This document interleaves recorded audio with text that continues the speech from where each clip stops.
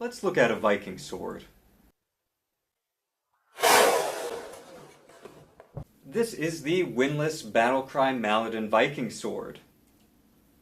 Whew, that's a mouthful. It's a Viking sword, kind of.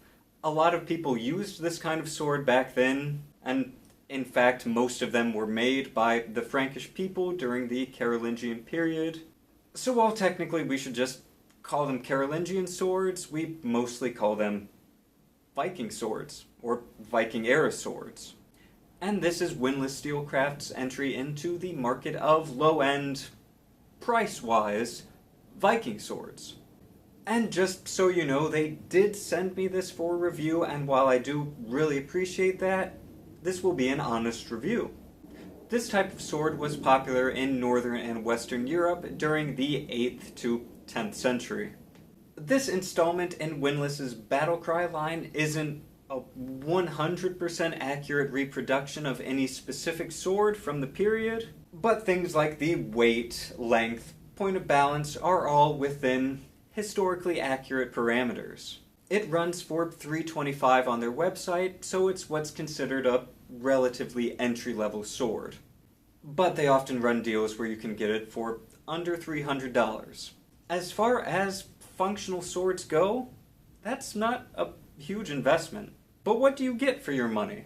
The blade is made from 1065 steel, which is a good compromise between being able to hold an edge and not being brittle. If a sword is famous for its durability, chances are it's made of either 1060 or 1065. Their Rockwell hardness is between 50 and 52, which is, again, a good balance between strength and toughness. It wouldn't really compete well with other swords in cutting competitions, but you can treat it a bit rougher.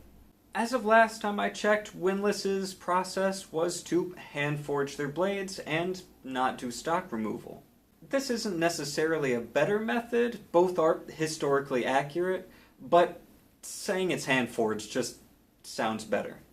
The guard and pommel are made from mild steel, and being a Viking sword, it doesn't offer too much hand protection, at least when compared to something like a longsword. But given that these were used mostly in conjunction with shields, you didn't really need a big guard. Grip is wood wrapped in a black leather, and this looks okay, but it's surprisingly comfortable to hold. It really prevents your hands from slipping. It's a classic rounded rectangle shape, which makes edge alignment incredibly intuitive. The tang is peened right here, as in the steel runs all the way through the grip to here, and then they hammer it down in order to keep it secure. They definitely weren't subtle about this. You can feel it, and it's pretty obvious. Maybe because they wanted to make sure that you knew that it was full tang, but it does take away from some of the aesthetics. The blade does have some distal taper, but not too much, which means that it's thicker at the base of the blade than up here, and if that were more prominent, it would allow for better maneuverability due to less weight out here. As far as Viking swords go, it's on the relatively lighter side, 2 pounds 6 ounces, so a hair over a kilo. The balance is about 7 inches from the guard, so that is kind of on the extreme long end of these types of swords. My guess that this, in conjunction with the little distal taper, is to highlight its cutting power over nimbleness and agility. It's somewhat stiff, but has decent flex, and that's really good for a sword because it needs to absorb shock from getting hit by things. Blade geometry itself is solid. It's a broad fuller design with the fuller running up to just about before the tip. And the fuller is a bit uneven in places. Given that this is handmade, that's not too unexpected.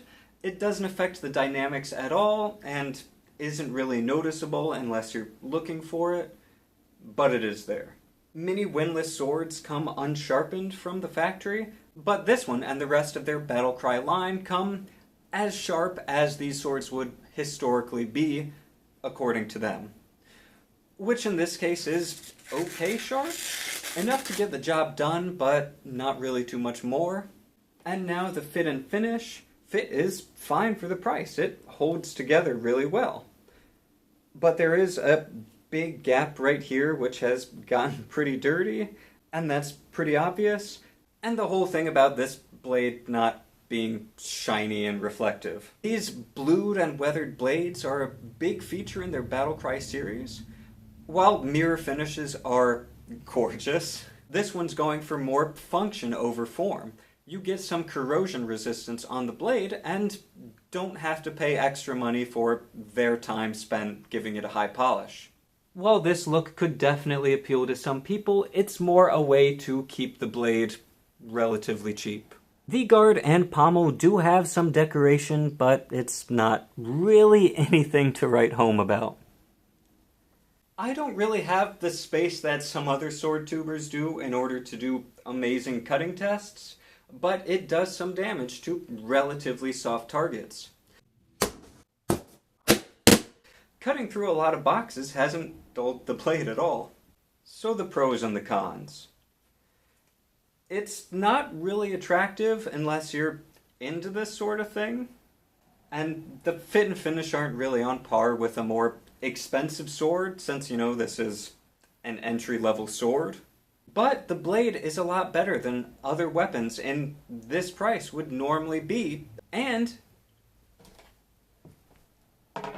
it not only comes with a sheath, but this interesting belt attachment point. Many entry-level swords don't have either of these.